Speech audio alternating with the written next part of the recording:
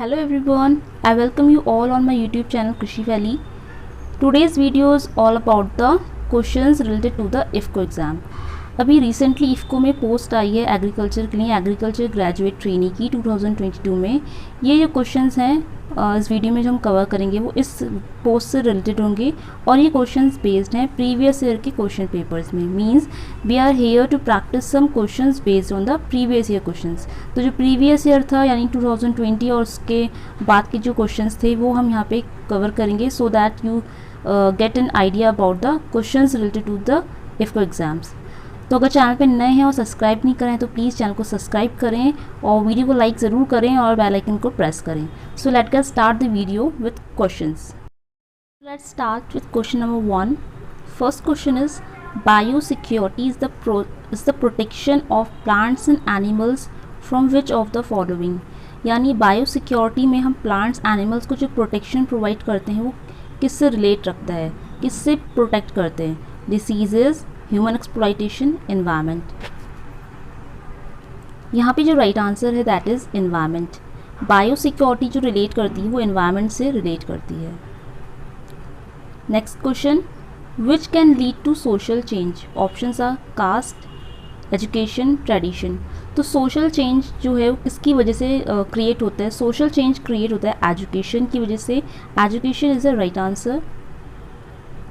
Next question, what is the another name of composite flowering plants? तो compositae जो flowering plants की family होती है, ये कंपोजिटी एक फैमिली है, इसके एक नाम और है, वो क्या है? लेगुमिनेसी, एस्टरेसी या सोलेनेसी। तो कंपोजिटी जो फैमिली होती है उसका दूसरा नाम होता है एस्टरेसी, यानी option 2 is the right. Next question, which is called soil builder? Options are termite, ant and butterfly. तो सॉइल बिल्डर किसको कहा जाता है? सॉइल बिल्डर जो होते हैं टर्माइट्स होते हैं, option 1। Next question, in which category of weeds belonging to the family Cyperaceae? तो ये वीड्स दिए हैं, इन वीड्स में से कौन से वीड्स हैं जो साइप्रेसी फैमिली को बिलोंग करते हैं? सैजेस, ग्रासेस, ब्रॉड लीव्स। ठीक है, तो ब्रॉड लीव्स की जो फैमिली होती है वो डिफरेंट फैमिलीज़ होती हैं इसमें, और ग्रासेस की जो फैमिली होती है वो होती है जनरली ग्रास फैमिली होती है, यानी पोएसी फैमिली इसको बोलते हैं, पोएसी इनकी फैमिली होती है।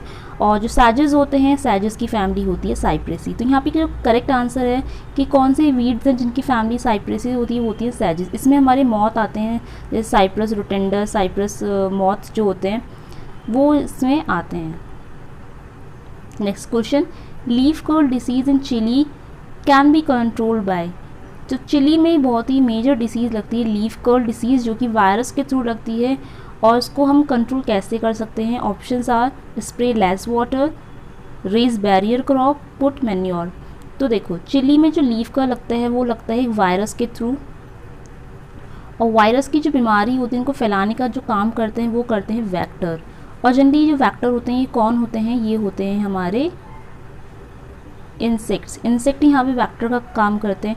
तो उससे बचने के लिए हम क्या कर सकते हैं? हम कोई बैरियर क्रॉप या कोई जो बैरियर क्रॉप्स होती हैं जो रुकावट पैदा कर सकते हैं। फॉर एग्जांपल यहाँ पर हमारा एग्जांपल होता है ट्रैप क्रॉप से। ठीक है, तो ट्रैप क्रॉप्स क्या करती हैं? ये इंसेक्ट को अपनी तरफ अट्रैक्ट कर लेती हैं ताकि हमारी जो मेन क्रॉप है वो ख़राब ना हो। तो यहाँ पे राइट आंसर होता है option 2, that is raise barrier crops. Next question, curing is done in which crop? तो क्यूरिंग किस क्रॉप में करी जाती है? या फिर ऐसा भी क्वेश्चन बन सकता है, curing is related to which crop? Curing किससे रिलेटेड टर्म है? Options are tomato, tobacco, chilli. तो क्यूरिंग का मतलब क्या होता है? सबसे पहले वो देख लेते हैं। क्यूरिंग का मतलब होता है drying of the leaves, drying of leaves. अब लीव्स को हम, पत्तों को हम क्यों सुखाते हैं? For further processing. Further processing makes easy, ताकि जो आने वाली हम प्रोसेसिंग करेंगे वो हमारी इजी हो जाए। तो फर्दर प्रोसेसिंग स्टेप्स को इजी करने के लिए हम क्या करते हैं? लीव्स को ड्राई करते हैं। डिफरेंट मेथड से हम ड्राई कर सकते हैं। सन ड्राइंग तो बहुत ज़्यादा कॉमन मेथड हो गया। तो क्योरिंग का मतलब होता है पत्तों को सुखाना। ये हम किसके प्रोसेसिंग में यूज़ करते हैं? राइट आंसर यहाँ पे है टोबैको। जो टोबैको होता है उसकी जो लीव्स होती है उसमें निकोटिन कंटेंट पाया जाता है, और उसकी लीव्स को हम क्या करते हैं? पहले हम ड्राई करते हैं, उसके बाद फर्दर उसमें प्रोसेसिंग अप्लाई करते हैं। नेक्स्ट क्वेश्चन, विच रूमिनेंट हैविंग 4 चैम्बर स्टमक, कौन से रूमिनेंट्स के पास 4 चैम्बर स्टमक पाया जाता है? तो यहाँ पे ऑप्शंस हैं कैटल, कैमल, रैबिट। तो यहाँ पे जो करेक्ट आंसर है वो है हमारा ऑप्शन 1 कैटल। तो जो कैटल होती है उसमें जो होते हैं 4 चैम्बर हार्ट्स पाए जाते हैं। वैसे तो सारे एग्जांपल्स जो यहाँ पे दिए हैं आप सारे ऑप्शंस जो हैं ये सारे के सारे रूमिनेंट्स ही हैं, लेकिन जो कैटल है उसमें 4 चैम्बर स्टमक पाया जाता है उसमें, लेकिन बाकी में क्या पाया जाता है, कैमल और रैबिट्स में 3 चैम्बर पाए जाते हैं। ठीक है, अगर हम इसको डिटेल में थोड़ा समझें तो यहाँ पे हमें ध्यान रखना होगा कि जो कैटल है उसमें 4 चैम्बर्स पाए जाते हैं, उन 4 चैम्बर्स का नाम क्या होता है? तो यहाँ पे जो 4 चैम्बर्स हैं, यहाँ पे सबसे पहला आता है रूमिन, सबसे बड़ा जो पार्ट होता है रूमिनेंट के स्टमक का वो होता है rumen. Rumen is the largest part of the ruminant stomach. इसके बाद रेटिकुलम होता है, रेटिकुलम भी इम्पॉर्टेंट है, इसका जो स्ट्रक्चर होता है वो हनी कॉम्ब की तरह होता है रेटिकुलम का। और इसके बाद नेक्स्ट पार्ट आता है वो होता है ओमैसम। ओमैसम का काम होता है, क्या करता है, इसका फंक्शन होता है कि बॉडी का जो वाटर है उसको रिमूव करने का काम होता है ओमैसम का। उसके बाद लास्ट पार्ट आता है हमारा एबोमेसम। एबोमेसम को ही हम ट्रू स्टमक भी कहते हैं। रिमेंबर दिस, बहुत ही इंपॉर्टेंट क्वेश्चन बन सकता है यहाँ पे कि रूमिनेंट्स के 4 चैम्बर होते हैं स्टमक में, तो कौन से चैम्बर को ट्रू स्टमक कहा जाता है? The right answer will be abomasum. Abomasum को हम ट्रू स्टमक क्यों बोलते हैं? क्योंकि यहाँ पे जो एक्टिविटी होती है वो जस्ट लाइक जैसे हमारे ह्यूमंस में होती है स्टमक में वैसी ही होती है। जस्ट लाइक हम इंसान में क्या होता है, ह्यूमंस में हमारे अंदर HCl सिक्रीट होता है, एसिड बनता है और वो एसिड क्या करता है, माइक्रोब्स को किल करने के लिए हेल्पफुल होता है। इसके अलावा बहुत सारे एंजाइम्स बनते हैं, वहाँ पे पैप्टिक जूस बनते हैं, डाइजेस्टिव जूस का सिक्रेशन होता है। तो सेम जो कैटल होती है या रूमिनेंट्स होते हैं उनका जो एबोमेसम होता है वहाँ पे भी एसिड क्रिएट होता है, एसिड का सिक्रेशन होता है ताकि बैक्टीरिया माइक्रोब्स जो भी हैं वो अनवांटेड वो किल हो जाएँ, और डाइजेस्टिव जूसेस बनते हैं ताकि प्रॉपर डाइजेशन हो सके।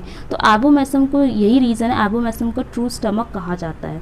और क्वेश्चन बन सकता है सबसे लार्जेस्ट पार्ट कौन सा होता है?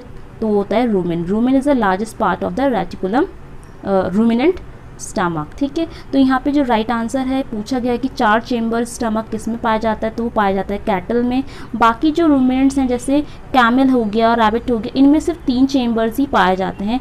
दैट इज़ वाई इनको हम बोलते हैं स्यूडो रूमिनेंट्स।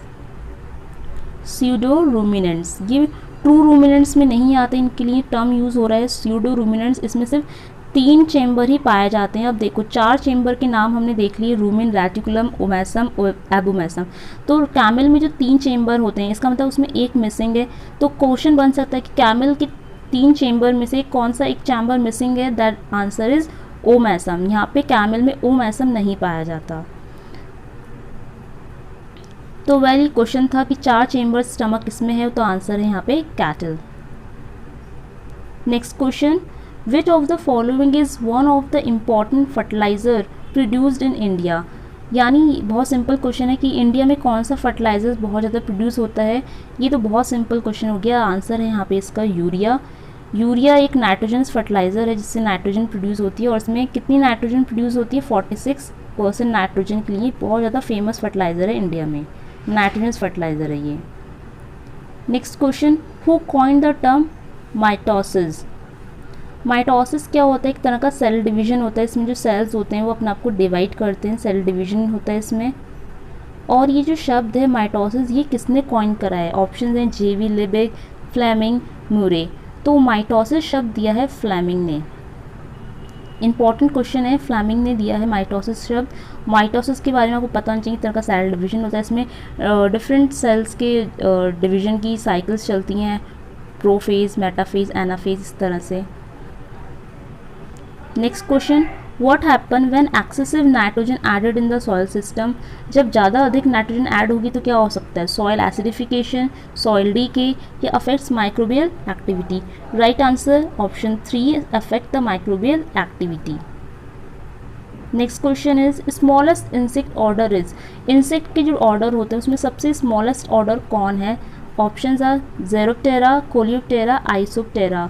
तो सबसे छोटा ऑर्डर जो होता है इंसेक्ट का वो है Zoraptera. Zoraptera is the smallest order in the insects. ठीक है, इंसेक्ट्स का सबसे स्मॉलेस्ट ऑर्डर होता है ज़िरोप्टेरा। क्वेश्चन ये है कि स्मॉलेस्ट ऑर्डर हमने पढ़ा ज़िरोप्टेरा, तो लार्जेस्ट ऑर्डर कौन है?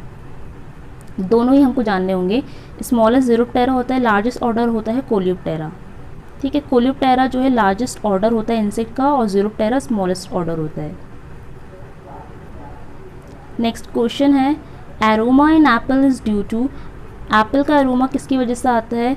और ये यहाँ पे जो करेक्ट आंसर है वो है ऑप्शन 1, इथाइल 2 मिथाइल ब्यूटारेट। तो ये जो कंपाउंड है, ये कंपाउंड ही बेसिकली जो एरोमा होता है, फ्लेवर होता है, उसको प्रोड्यूस करता है एप्पल में। Next question, which is an example of concentrated organic manure. तो कंसनट्रेटेड ऑर्गेनिक मैन्योर्स क्या होती हैं? कंसनट्रेटेड ऑर्गेनिक मैन्योर वो होती हैं जिनको हम ज़्यादा क्वांटिटी में डालते हैं। ठीक है, इनको हम सप्लाई करते हैं more quantity, supply in more quantity. इनको हम ज़्यादा अमाउंट में डालते हैं क्योंकि इनमें जो न्यूट्रेंट का कंसनट्रेशन होता है थोड़ा कम रहता है, that is why they are apply in the field in more quantity. वो होती है कंसनट्रेटेड ऑर्गेनिक मैन्योर। इसके अलावा एक दूसरी जो कैटेगरी है वो होती है बल्की मैन्योर की। ठीक है, वो अलग है। तो अभी यहाँ पे आपको बताना है इनमें से ऑप्शंस में से कौन सा जो मैन्योर है वो कंसनट्रेटेड मैन्योर में आता है। Options are compost, oil cake, green manure. तो जो कंसनट्रेटेड होती हैं, कंसनट्रेटेड जो होती हैं, सॉरी इनको हम कम अमाउंट में अप्लाई करते हैं और बल्कि को हम ज़्यादा अमाउंट में अप्लाई करते हैं। तो कंसनट्रेटेड ऑर्गेनिक मैन्योर का एग्जांपल कौन है? राइट आंसर यहाँ पे है ऑयल केक। ऑयल केक जो होते हैं, जैसे डिफरेंट टाइप्स के ऑयल केक होते हैं, ग्राउंडनट केक, महुआ केक, सोयाबीन केक। इनमें क्या होता है बेसिकली जो नाइट्रोजन रिच होते हैं। ठीक है, जो ग्राउंडनट केक होता है वो रिच होता है नाइट्रोजन में। सबसे ज़्यादा नाइट्रोजन रिच सबसे ज़्यादा रिच जो है नाइट्रोजन में कौन सा ऑयल केक है वो है ग्राउंडनट। और सबसे कम नाइट्रोजन किस में पाई जाती है? सबसे कम नाइट्रोजन जो पाई जाती है वो पाई जाती है महुआ में, महुआ केक। महुआ केक में सबसे कम नाइट्रोजन होती है, ग्राउंडनट केक में सबसे ज़्यादा नाइट्रोजन होती है, अराउंड 7% यहाँ पे नाइट्रोजन पाई जाती है। तो कंसनट्रेटेड ऑर्गेनिक मैन्योर का एग्जांपल यहाँ पर है ऑयल केक। बाकी जो कंपोस्ट है और ग्रीन मैन्योर हैं ये सब क्या है? ये बल्की होती हैं। बल्कि ऑर्गेनिक मैन्योर्स को हम ज़्यादा क्वांटिटी में डालते हैं क्योंकि इनमें न्यूट्रेंट कंसंट्रेशन कम होता है। कंसनट्रेटेड जो होती है इनमें न्यूट्रेंट कंसंट्रेशन जो होता है वो ज़्यादा होता है, इसको हम कम कम अप्लाई करते हैं। Next question, somatic embryos generated plant are called as. तो सोमैटिक एम्ब्रियोजेनेसिस जो प्लांट प्रोड्यूस होते हैं उनको क्या बोलते हैं? Generally they are identical to their parents. ये अपने पेरेंट्स के आइडेंटिकल होता है, आइडेंटिकल टू देयर पेरेंट्स। जैसे इनके पेरेंट्स होते हैं दिखने में ये बिल्कुल वैसे ही होते हैं। तो जब एकदम सिमिलर होंगे, आइडेंटिकल होते हैं, उनको हम बोलते हैं क्लोन्स। तो सोमैटिक एम्ब्रियोजेनेसिस से जो प्लांट जनरेट होते हैं they are known as clones. Next question, which of the following is micro economics concern with. Economics का क्वेश्चन है तो माइक्रो इकोनॉमिक्स किसके संग कंसर्न करती है? इन दिए गए ऑप्शंस में से हमें बताना है income, consumer behaviour, policy formulation. तो micro economics concern with the income, option A is the correct answer. Fertiliser control order issued in which year. Fertiliser control order किस साल इशू कराया गया था? ये कराया गया था 1985 में। ऑप्शन फर्स्ट 1985 में फर्टिलाइजर कंट्रोल ऑर्डर इशू हुआ था। नेक्स्ट क्वेश्चन है, LISA related to organic farming, inorganic farming या फिर दोनों से। तो लीसा क्या होता है, इसका फुल फॉर्म आपको पता होना चाहिए। लीसा का जो फुल फॉर्म है वो क्या होता है? लीसा का फुल फॉर्म है लो एक्सटर्नल इनपुट सस्टेनेबल एग्रीकल्चर, ये इसका फुल फॉर्म होता है, लो एक्सटर्नल इनपुट सस्टेनेबल एग्रीकल्चर। लीसा एक ऐसी प्रैक्टिस होती है जिसमें हम क्या करते हैं, जो भी हमारे पास लोकल रिसोर्सेज अवेलेबल होते हैं, मतलब आई मीन नेचुरल रिसोर्स, ठीक है, हमारे आसपास लोकल में जितने भी नेचुरल रिसोर्स अवेलेबल रहते हैं उनका ही यूज़ करके हमको अपने एग्रीकल्चर को सस्टेन करना होता है। That is referred as LISA, low external input sustainable agriculture. तो ये किससे रिलेटेड है, आपको समझ में ही आ गया होगा किससे रिलेटेड हो सकता है, ये ऑर्गेनिक फार्मिंग से रिलेटेड प्रैक्टिस होती है। LISA related to organic farming. Next question is which of the following is field pack. इनमें से कौन से क्रॉप है जो फील्ड में ही पैक करी जाती है, एप्पल, बनाना, सपोटा। तो यहाँ पे करेक्ट आंसर है बनाना, जो बनाना होता है उसको हम फील्ड पैक करते हैं।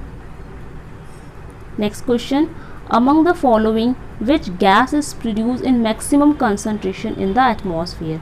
तो हमारा जो एटमॉस्फेयर है, वायुमंडल है, उसमें सबसे ज़्यादा कौन सी गैस पाई जाती है। वी ऑल नो हमारे एटमॉस्फेयर में सबसे ज़्यादा पाई जाती है नाइट्रोजन, देन ऑक्सीजन, उसके बाद पाई जाती है कार्बन डाइऑक्साइड, इतना हम सबको पता है। उसके बाद कुछ गैसेस आती हैं, अदर गैसेस जिसको हम बोलते हैं अदर गैसेस, ठीक है। अब यहाँ पे जो ऑप्शंस है ना, ये सारे के सारे अदर गैसेस के एग्जांपल हैं, ये सारी हमारी अदर गैसेस हैं।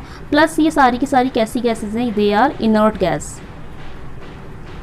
इनर्ट गैसेस कौन सी होती हैं, जो बहुत ही कम रिएक्ट करती हैं, ठीक है। तो ये हमारी इनर्ट गैस हैं। तो यहाँ पे ऑप्शंस हैं आर्गन, क्रिप्टन, जीनॉन। तो आपको यहाँ बताना है कि हमारे एटमॉस्फेयर में इनमें से किसका कंसंट्रेशन जो है मैक्सिमम होता है। वैसे तो नाइट्रोजन का होता है, लेकिन यहाँ पे ऑप्शंस की अगर हम बात करें तो यहाँ पे आर्गन जो है राइट आंसर है। तो ऑप्शंस में आर्गन जो है यहाँ पे राइट है। क्रिप्टॉन नहीं होता ज़्यादा, जीनॉन भी कम होता है।